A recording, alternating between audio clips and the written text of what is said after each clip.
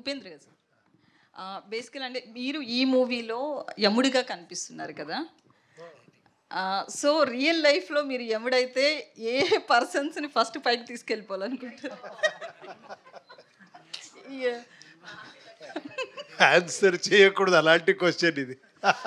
సొసైటీలో క్రిమినల్స్ పెరిగిపోతున్నారు కదా, లేదు, మీరు ఒక ఉపేంద్రగా చెప్పండి. నా ఇది స్టార్ట్ చేసిందే నేను ఒక డ్రామా రాసి కాలేజ్ డేస్లో యమధర్మాయణ అని ఒక డ్రామా రాసి దాంట్లో నేను యముడు పాటేసి నా ఫ్రెండ్స్తో అన్ని యాక్టింగ్ ఇదే ఒక పోలీసు ఒక పొలిటీషియన్ అందరూ వచ్చి వాళ్ళకి తిట్టి వాళ్ళని ఇలా తీసుకొని అలా క్రౌడ్ మీద ఇది చేసేవాడిని, పుష్ చేసేవాడిని.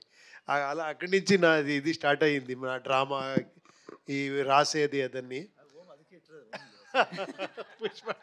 That's why in home also he did one drama scenes just like that, you know. మీరు సపరేట్గా మీరు కలిస్తే నేను చెప్తాను ఎవరెవరిని ఎలా చేస్తాను అని. ఓకే, నన్ననైతే చెప్పరు కదా సార్.